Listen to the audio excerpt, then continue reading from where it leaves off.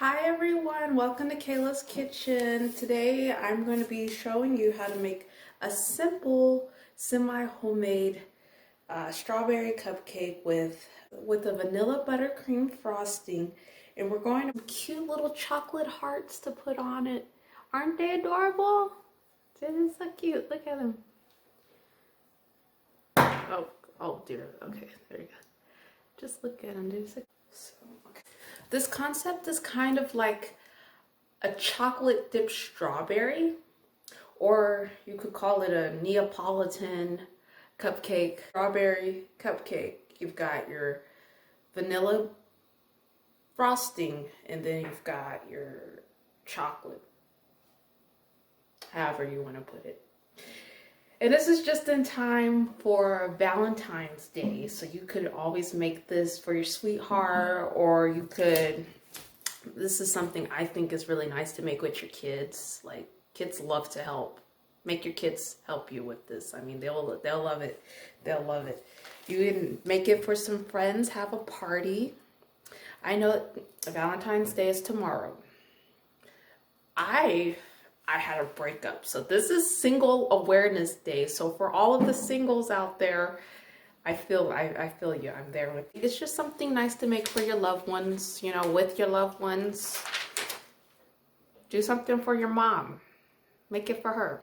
So at the time of this recording, this is the day before Valentine's Day.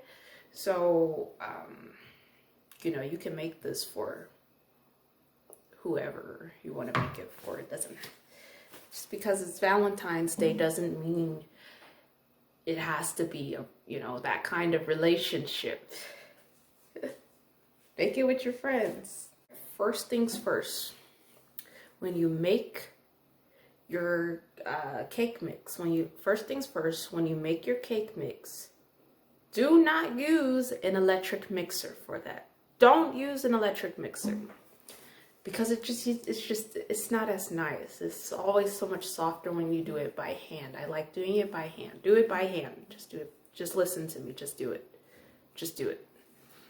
Now, when you make your frosting, yes, you might want to bring your hand mixer back, because I have done that by hand, and that kind of hurts. Now, if you have a KitchenAid, they're good, and it's not like you can't do it with a hand mixer or with your KitchenAid. I just think it comes out nicer, though. Just me personally, I think it comes out nicer. But it's up to you, really. It's up to you.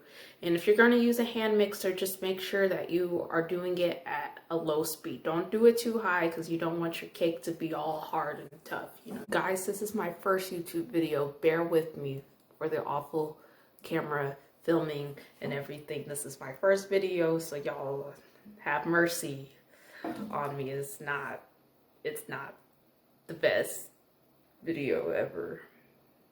I'm trying, okay? I'm trying. Okay, you guys, so here's pretty much everything you're gonna need to make the recipe today. We have these cupcake liners. We have everything for our box cake mix we're making. You're gonna need eggs, oil, your mix, of course, and water. For this, we are just using Betty Crocker Super Moist Strawberry today. You'll also need water for your frosting. You can also use milk for that, though, just your preference. Okay, you're gonna need about a cup of butter. We're gonna need pure vanilla extract and about 4 to 5 cups of powdered sugar. Then, of course, you need chocolate. And you can use whatever kind of chocolate you want to use for this. I am using special dark chocolate, Hershey's Special Dark, and I also used white chocolate to show you how to make it in the microwave. So really, any kind of chocolate you want to use, any chocolate will work. Got our pan lined up here, and then let's go ahead and look at the box to see what temperature our oven will need to be on. For this cake mix, it was only 350, and then you just refer to that. So guys, take care of your batter. Just a whisk, that's all. Now, let's go ahead and get this started. Okay guys, so now we have our bowl here. We're going to put our mix in, and you just want to stir that to get any clunks out of it. We're going to add our eggs. And you may have noticed I had them sitting in water. That's just a great way to cool, kind of warm your eggs up a little bit. If they're a little cold out of the fridge, you shouldn't use freezing cold eggs, out of the refrigerator when you're baking. You want them kind of room temperature. So it's just a quick way to do it. We're also adding our oil and water to this mix. And then we're going to stir it up. Soon as she finishes whatever is taking her so long. Okay. And then we're going to stir that up. And we want to stir this up until just combined. So we want to get that egg broken up. We want to stir it really nice and well. We're not trying to overkill it because you don't want a tough batter, which is why I love to do this by hand. I think it's just so much better. And so just until just combined, maybe mix it a couple more times. And great. Once you're done with that, let's get rid of that guy and bring in our spatula. And you want to just fold it a little bit. Once it's nice and combined, you have a lovely batter there. And it smells amazing.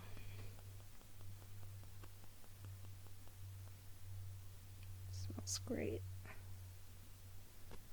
Okay, and now we're going to bring our cupcake pan out. And when you are measuring your batter, I prefer to use a 1/4 cup measuring cup because it just makes it a little easier. It's about the perfect size for a regular cupcake pan. And see if I can elegantly put this in there. Oh, nope, not this time, but don't always get it on the first try. You want to clean up the side of your pan just so you don't it doesn't bake on there. It's more cleanup later. Just clean it now. It'll be better. All right. If you have any aggression, this would be the best, time to release that. I want you to pat. And you see those little bubbles coming up? We're getting all that air out of there. Hopefully you can see that really nice. Okay. As much as that air that we can get out of it. Nice and loud. Great. Okay guys, I also made this super cute little loaf cake out of it. I had a little extra batter and we want to do the same thing. We just want to get all those air bubbles out of there. Guys, the way I check to see if a cupcake is done. Well, excuse our dirty oven, okay? This is how I check.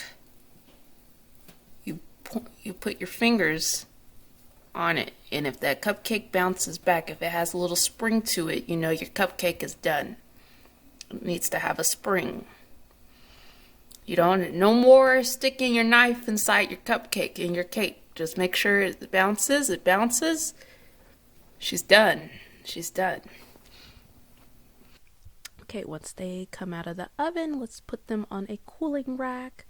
Good to go. Now let's make our chocolate. So I'm going to show you how to make it in the microwave. And that's just with the white chocolate. And then I'm also going to show you the double boiler method with our special dark chocolate. So the microwave method, we just have some regular white chocolate chips here. And we're going to do this in about 3 30-second increments.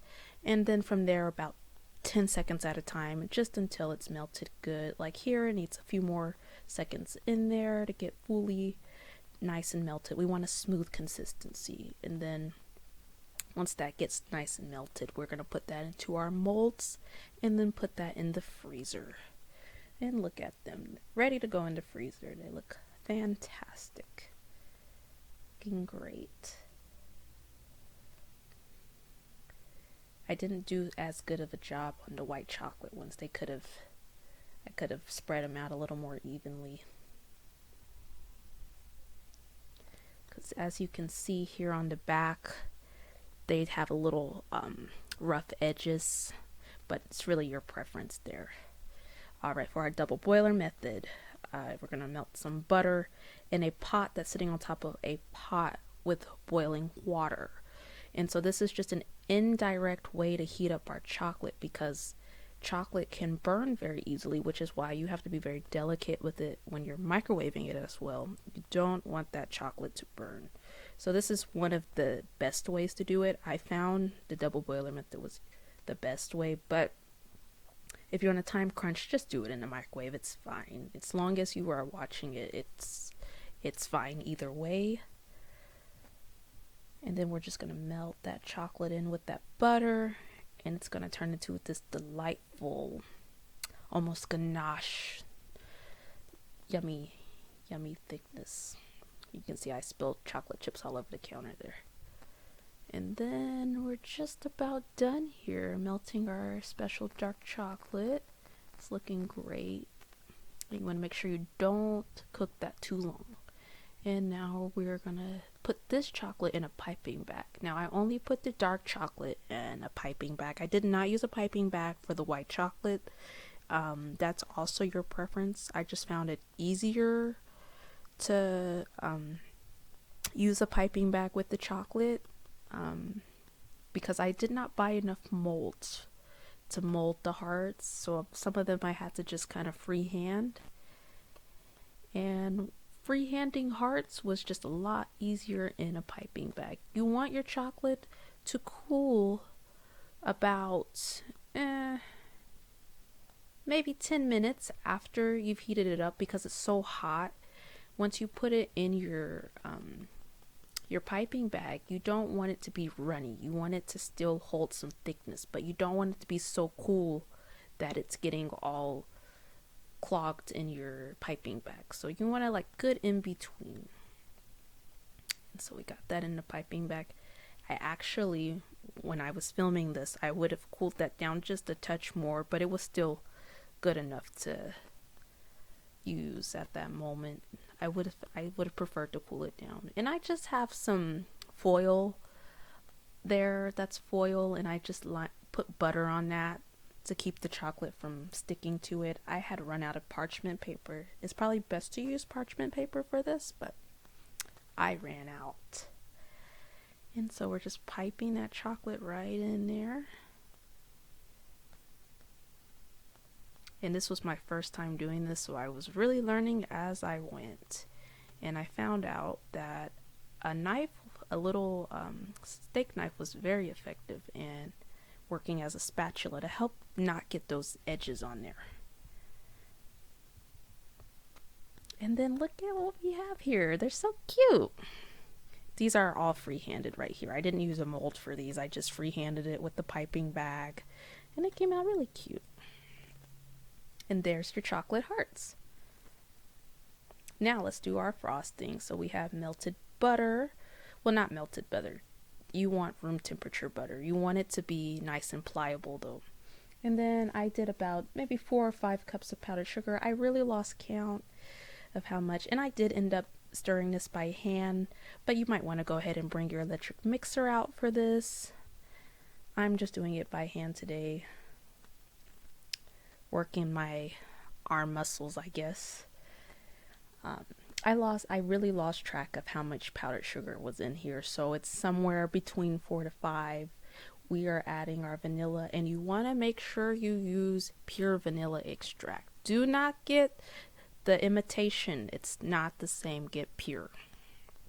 Imitation will not taste as nice. Just do it. Okay, and then we also add a little bit of water or milk, and then we'll just stir that up really nice.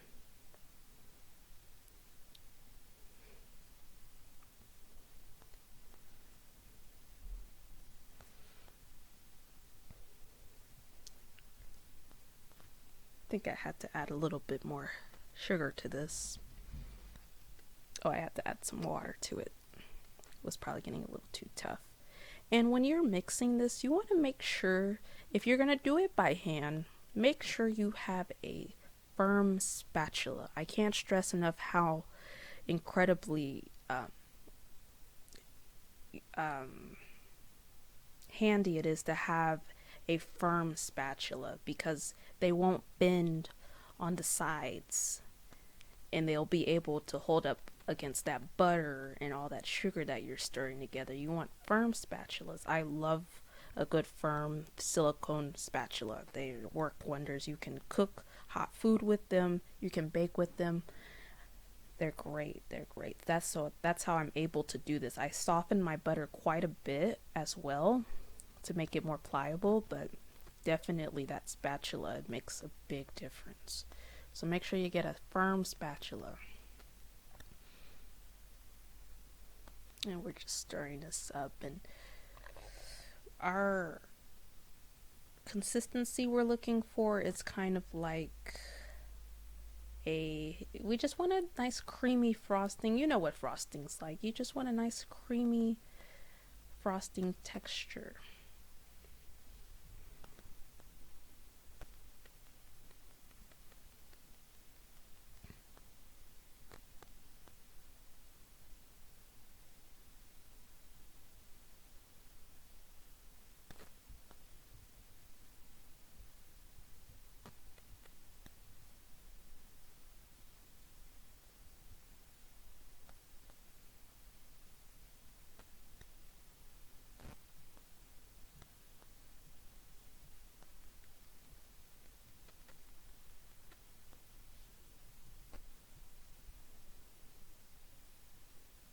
Okay, took a break there.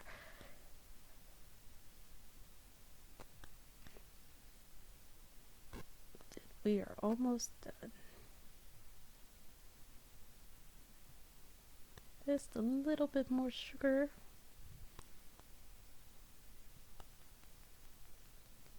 And like I said again, I really lost track of how much sugar. You really have to eye it. You'll see when it starts to get the right consistency.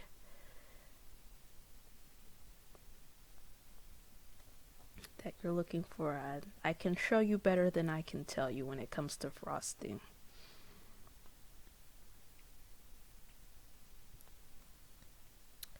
And you don't have to stop at vanilla extract. You can also use lemon extract, peppermint extract, depending on what kind of cupcake you're making. There's like lots of different extracts. Coconut is great. Okay, I think we're almost done here.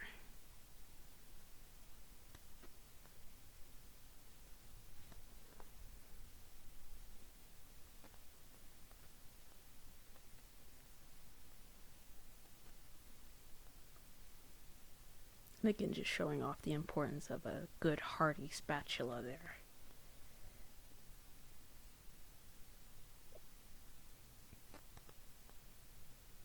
Okay, great. Now let's prepare our piping bag for the frosting. Now this time you want to cut your tip. I did not use an actual tip. I just cut the bag. You want to cut that straight across if you're not going to use a piping tip. You want to cut that straight across so that your icing comes out evenly when you're distributing it. And then you want to fold that bag over, open that up for your air. We're going to go ahead and throw our icing in there in the bag.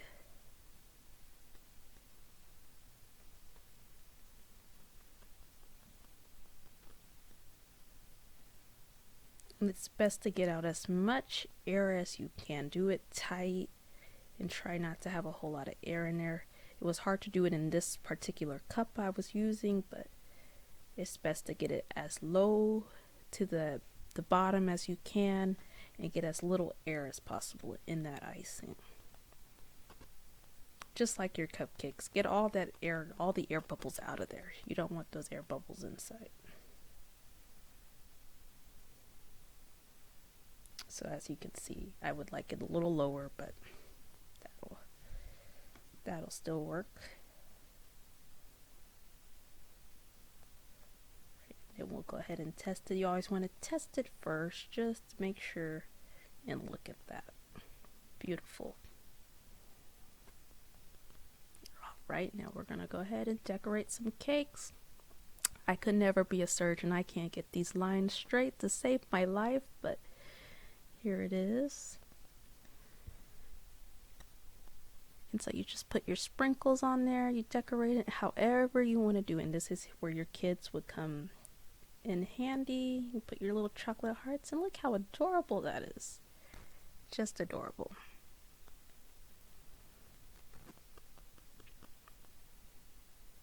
I think this is just such a cute little project. So you guys, I hope you enjoyed the video, and I hope you make this. It's just, you know, a nice little simple, easy. You can even not even do the chocolate hearts. If you just want just a basic cupcake, go buy some canned frosting from the store and you can put that on top. I said it was going to be an easy video. I'm making the frosting from scratch, but you can just go to the store and just get some of the jarred frosting.